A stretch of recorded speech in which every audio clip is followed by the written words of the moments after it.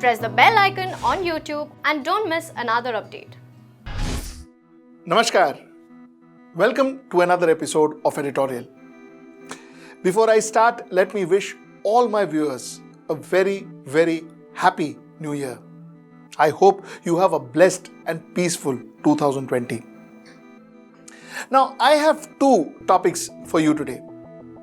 My topic number one comes from Kerala.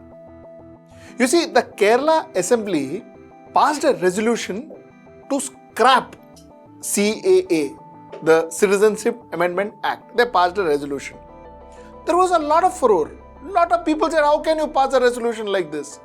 Do you even have the power to pass a resolution like this under the Constitution? Well, let's discuss that in detail. That's my topic number one. My topic number two, it's quite interesting. You see, there is a Lieutenant Governor who also happened to be a former IPS officer. Her name is Kiran Bedi. And then there is a Chief Minister in the same state. His name is V. Narayanaswamy.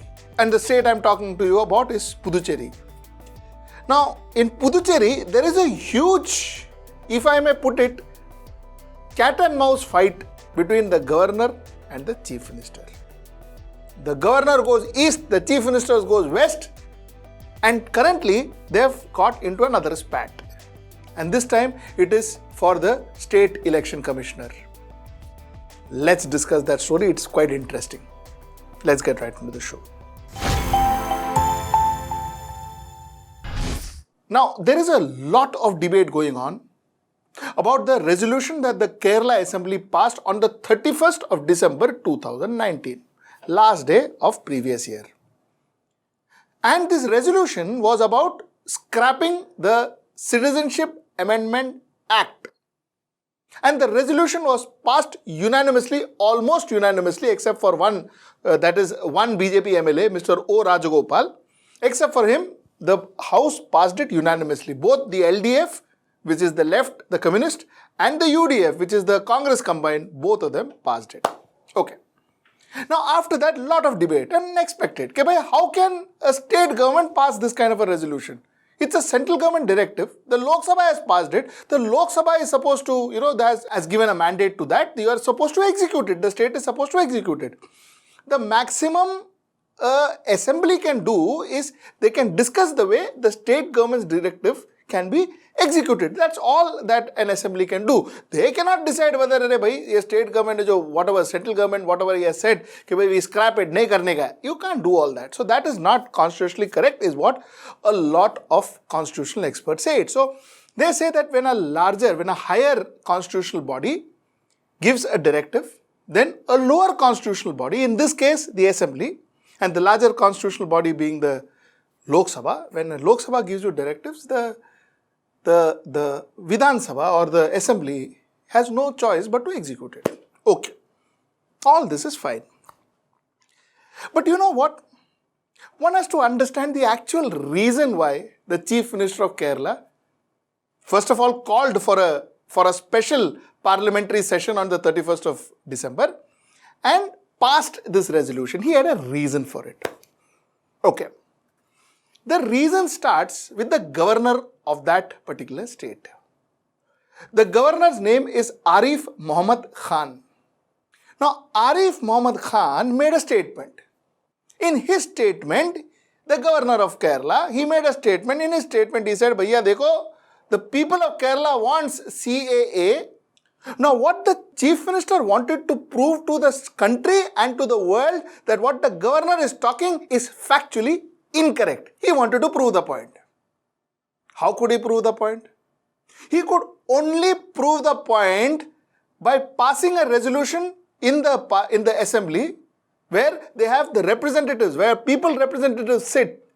They had to pass it saying that no, the people of Kerala does not accept the Citizenship Amendment Act. So technically speaking, the Chief Minister of Kerala, his intention possibly was to just prove a point to the people at large. I don't think he personally thinks that this resolution has any veracity in the court of law. or it is acceptable under the constitution of this country, but he did it just to prove a point. That's the story of the Kerala resolution. My second topic deals with Mrs. Kiran Bedi. Mrs. Kiran Bedi, former IPS officer, very well decorated IPS officer, also a popular IPS officer, is now the Lieutenant Governor of Puducherry. Puducherry is a union territory down in south of India, close to Tamil Nadu. Now she is the Lieutenant Governor, and there is this gentleman called V. Narayanaswamy, who is the Chief Minister of the state. Now, ideally, the way things are supposed to be is the Lieutenant Governor and the Chief Minister is supposed to run the state together in absolute unison for the benefit of the people.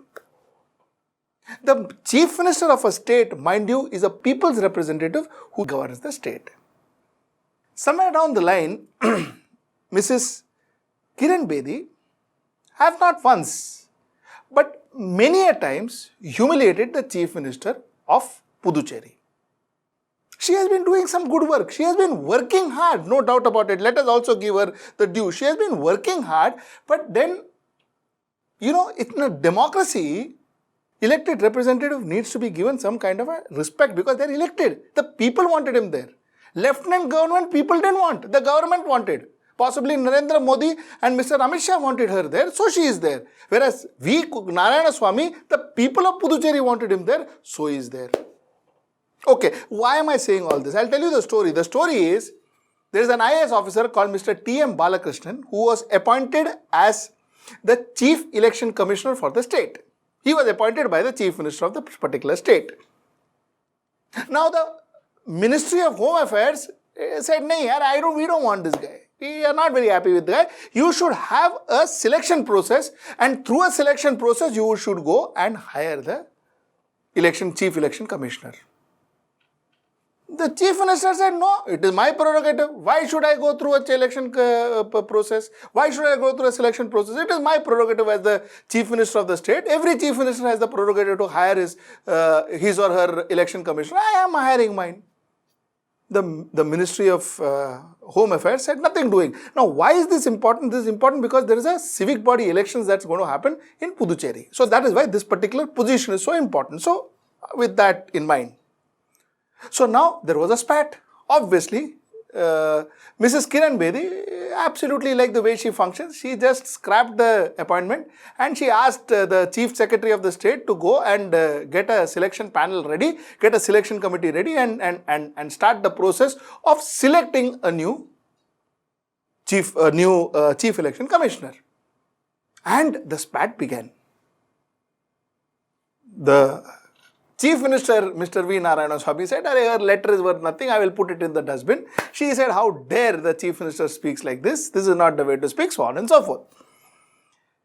In fact, before I get to that, they also, they sued each other in the court. I think their case is lying in the High Court, wherein the Chief Minister has sued the Lieutenant Governor because she is not allowing him to function properly. So that court case is going on. Anyway, the point that I was trying to make. In the recent past, we've seen these kind of unconstitutional-like spats between constitutional bodies. A governor is supposed to command and demand certain respect. Unfortunately, with one act after another, the governor is acting like a goon of the center. We saw that in Jammu and Kashmir. We saw that in Delhi with Arvind Kejriwal and the Lieutenant Governor there. We are seeing that with Mrs. Kiran Bedi. To a certain extent, there was a lot of problems with the governor in Maharashtra during the Maharashtra government formation time. The governor is no longer seen as a neutral, unbiased body. He is no longer seen like that. That is how constitutionally he is supposed to be seen. Because a governor, a president of India doesn't belong to any party. He shouldn't be belonging to any party. On the other hand, look at a place like Kolkata, a place like West Bengal, where their governor Jagdeep Dhankar is not even allowed to enter the parliament, enter the assembly. There, it is a constitutional violation of a different sort. Somewhere down the line, constitutional bodies are deteriorating in India. The constitutional value is getting deteriorated in India, and we are seeing that one after another, after another, after another, after another. Just look at what happened in Kerala. I'm just connecting the dots. The state government says, nahi karega, the central government bolta hai. I want to scrap it. The reason could be whatever, but happened. And here, two people fighting like kindergarten kids. I have more power, he has less power. If he recruits, I sack. If I recruit, he sack. What is going on? So, to conclude, our constitution, our Indian constitution, is our holy grail. That is what, as an Indian, we live by. And that is the only thing that holds us together. This entire thing about our unity and our diversity and all of that is held together in that one book called the Constitution of this country. I only pray and hope that this Constitution is revered as it always was. If that changes, believe me you, India changes. Namaskar.